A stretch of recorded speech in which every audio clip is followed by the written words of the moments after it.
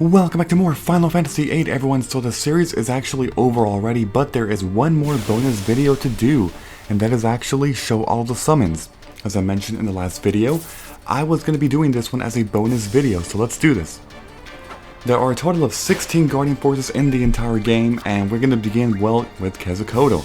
We're going to do this in order. So, Quezacotl is the lightning elemental summon in this game. It's really interesting because Ramuh is usually the recurring lightning elemental summon, at least from Final Fantasies 1 through 7, and he's back in 9. But after that, Ramuh is actually pretty much non-existent, you know? I mean, I don't know why, because like I said, Quezacotl is in Final Fantasy VIII, Ixion is in Final Fantasy X, and then after that it's really just different stuff. For example, Adrenalich, I believe, is Final Fantasy XII, and so on. But yeah, Quezacotl uses Thunderstorm, as you can see right there, and it wiped them out. Elemental summon, so that's Quezacotl. Okay, so the next Guardian Force is actually the Ice Elemental summon known as Shiva. Unlike Quezacotl, or Ramuh I should say, Shiva has actually maintained, well, it has been the Ice Elemental summon for, well, pretty much forever. She stays here, she's also in 9 I believe, she's also in 10, and then after that, that's when things change of course, but she was here for longer. And also, I mean, they do technically come back in 13 as well as the Shiva sisters, but yeah, Shiva uses the recurring move known as Diamond Dust, which causes some really high ice elemental damage to all enemies. So that is Shiva. So the third summon is the, well, fire elemental summon known as Ifrit. Ifrit has also been a very recurring summon, always been fire elemental and always known for Hellfire, but I believe the move was known as Inferno back in the day, and then it gradually changed to Hellfire. But yeah, here's Ifrit, and I mean, Ifrit has really changed a lot in every single entry. For example, in Final Fantasy X, he becomes more dog-like in all 4 legs, and this one he just stands up on his, hind 2 legs.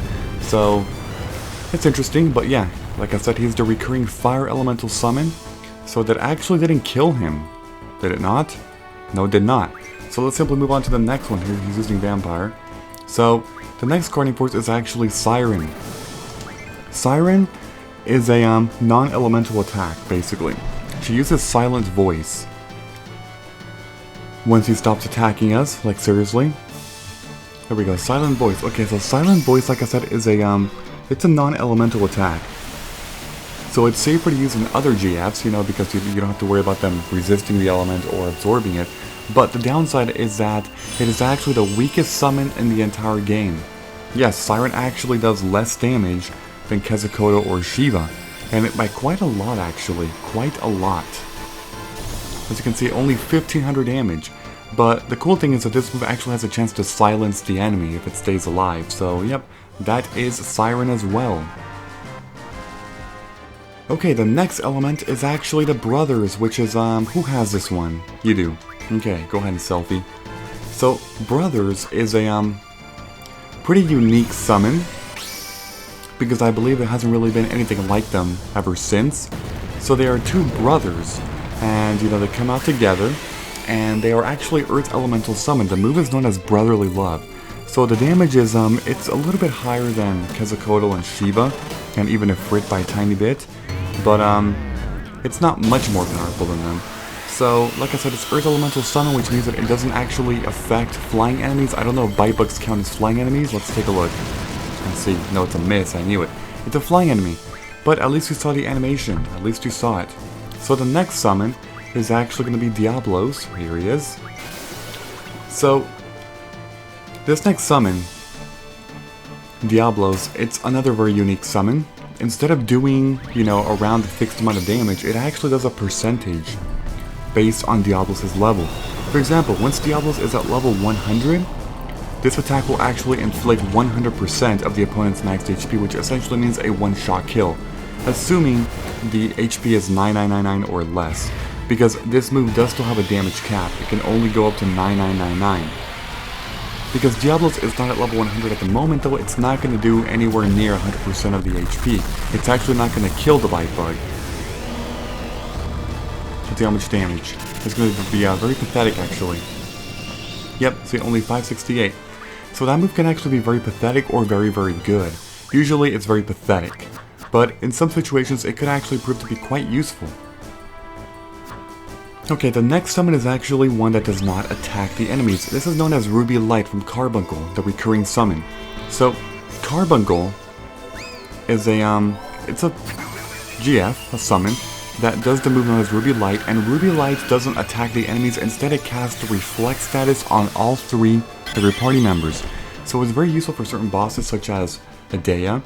Actually, when you first get Carbuncle, you should probably do that on the first boss battle against Adea. It's actually pretty useful.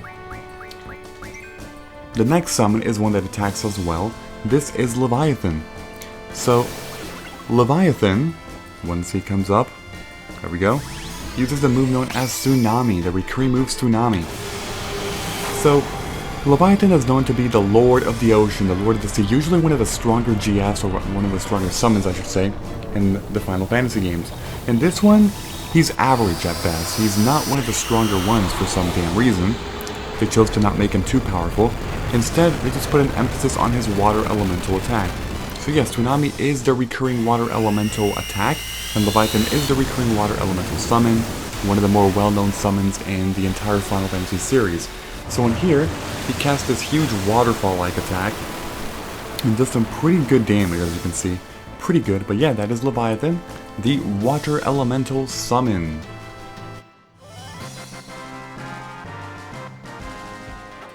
Okay, the next summon is known as Pandemona, which is not here, but it is... Dude? Actually, wait a minute. There it is. Pandemona. So, Pandemona is a... I'm not going to say recurring, because Pandemona is actually very unique. I don't even think Pandemona has appeared in any other Final Fantasy since. But, in here, Pandemona chooses the move known as Tornado Zone. Tornado Zone is a wind elemental attack. The really interesting thing about wind elements is that a lot of enemies in the game are actually weak to the wind element status really, just wind element in general, but there's not a lot to choose from wind elements. Arrow is not a very strong attack. Tornado can only be obtained pretty late in the game unless you find the Pandemona card, of course, with windmills, but in general, it's hard to find wind elements, but Pandemona is the exception. Very useful for wind element weaknesses. So that is Pandemona. Okay, the next GF is one known as Cerberus. So, Cerberus is another summon that doesn't actually attack the enemy, just like Carbuncle. Instead, Cerberus focuses on buffing up your party with 2 status elements. First of all, I like this freaking thing here. It looks all creepy, like, you know, haunted and stuff. Yeah, I like that. But yeah, Cerberus casts a double and triple statuses to each member of your party. I mean, sometimes I'm like, why double? I mean... because isn't everybody going to use triple if you're already under double and triple? I don't know. But I mean, I guess sometimes you can't do triple, you know? So, yeah, that is Cerberus. You know, he uses the move known as Counter Rockets, which I actually always thought it was an attacking move because that's how it sounds. But no, it's not. It's just a double and triple buff to your entire party. So the next summon is one known as Alexander. Alexander is actually a recurring summon. The recurring Holy Elemental Summon. There's only been a few Final Fantasies in which he didn't actually appear as the Holy Summon, for some reason. But, yeah, he's always known as like this huge mechanoid thing, and it actually looks pretty cool. I've always been a fan of Alexander's look, and it's changed not too much, actually, over the years. But Alexander uses Holy Judgment, and it causes some pretty massive Holy Elemental damage. Let's see how much damage he does. Because he is stronger than even Pandemona by a bit. But there we go. That is Alexander with Holy Judgment.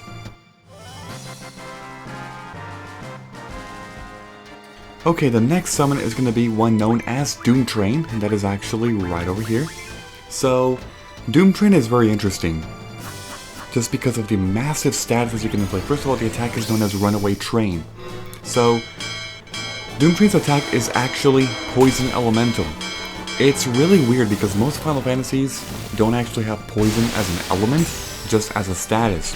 This one, however, does have poison as an element, which is the Bio spell. But Doomtrain's attack does actually cause poison elemental damage. Also, the attack inflicts so many things. It can inflict poison, darkness, silence, berserk, sleep, doom, curse, petrify, confuse, and vitality 0. All 5 of those. Vitality 0 was actually Meltdown, by the way. It can inflict all of those. It's a really interesting attack for sure. Okay, the next summon is actually Bahamut. So, Bahamut has actually been nerfed in this game in terms of damage. Bahamut has always been known to be one of the stronger summons in the entire game, usually stronger than Leviathan. Really, there's only one, maybe two summons in every Final Fantasy game that's actually stronger than Bahamut. For example, in, let's say, Final Fantasy, I mean, should I even talk about all this? But, I don't know, because I'll be digressing too much, but in here, Bahamut actually is pretty weak in terms of attack power. The advantage is that he's actually non-elemental. And also, the attack is fairly long, so you have an easier chance to boost it up to 250 by using the boost command or boost option. So, yeah, because he's actually weaker than Doomtrain, Alexander, even Pandemona in terms of attack power directly. But there we go, that is Bahamut's Mega Flare ability. A very recurring, amazing move.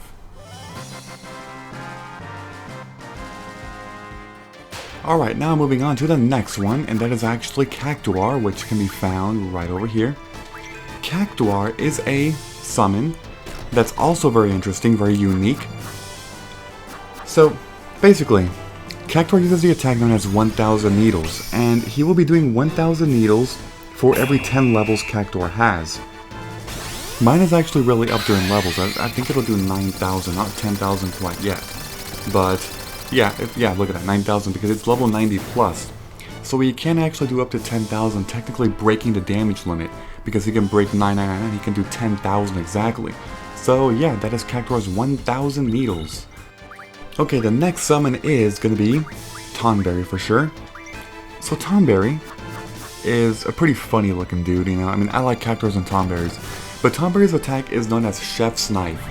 So, Chef's Knife is also a non-elemental attack, and it only attacks one single creature pretty much at random, so that's the funny part about the move. The attack itself isn't too powerful, but I mean, people still like it because it's like a fan favorite, you know, or something like that. Also, like, look at that, it just looks funny. Like the enemy's worried, it says doink, it's pretty funny, but like I said, it only attacks one. Yes, only one enemy at a time. So, I mean, the other thing is that, you know, the attack animation is also very, very short, so you can't really boost it up too much. You know, you just can't. But anyway, time for the final Guardian Force. Oh, shoot. Okay, you berserked me, that's funny. New battle. Okay, time for the final summon of the game, and that is known as, where is he? I can't find him, here he is. Eden. Okay, so unlike pretty much every other Guardian Force that we've seen so far, Eden is easily the strongest and he can break the damage limit. The move is known as Eternal Breath. First of all, Eternal Breath is non-elemental, and by itself, without the summon magic boost and all that stuff, it can actually already break the damage limit if he's already at a high enough level. So, this guy is the key to inflicting massive damage. If you don't want to use limit breaks, you know, like Renzokuken and Duel and the Irvine's Shot, the other way to do massive damage is by using Eden. So, just imagine if you have Eden at level 100, with summon magic plus 10%, 20%, 30%, 40%, as well as boosting up to 250. Just imagine how much damage he can do. Some people say he can increase to about maybe 35,000 damage? Around that much, possibly even more though. Yes, possibly more. That's just how ridiculously insane the attack power is. Also, the attack animation is extremely long, and because of that, it's an easier way to just boost up to, you know, to that much. It just is. Because with shorter ones, it's almost impossible, like Tonberry, to boost up to 250, but with longer ones like Eden's Eternal Breath, oh boy is it easy. It's easy to boost it up to 250. But yeah, I know I didn't mention this in this video, but I was not going to be boosting them up in this video, just because I wanted you guys to actually see the animations, not focus on the boosting. Look at that, 13,000. 13,000 damage. And I believe he only has the summon magic, so he doesn't have all the other stuff yet.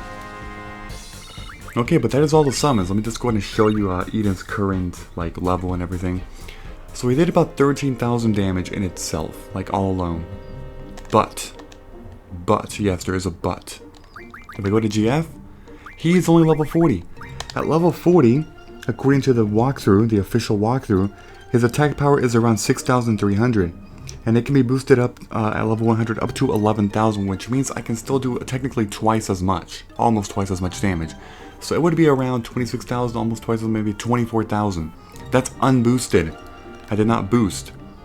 If you then boost, you see I have all these for. If you then boost from 24,000 up to 252.5 times the damage, it can actually, wow. Wow. You can do over 50,000 damage.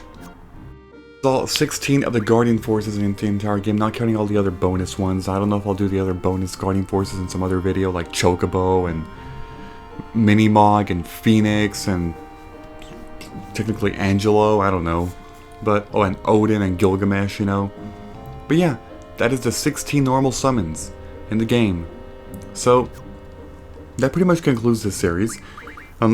Unless I actually do the, like I said, the other Guardian Forces, but also the Super Boss, Omega. I want to do Omega, you know, Omega Weapon, because it's a pretty challenging boss battle, pretty time-consuming too, and I probably do want to show it off, so we'll see. But for now, it's done. If I do post more for this series, it'll be like a month from now, or maybe 2 months. So yeah. If you enjoyed this episode in any way, please be sure to leave a like. I would appreciate that very much. Thank you, and I will see you all next time. Bye-bye.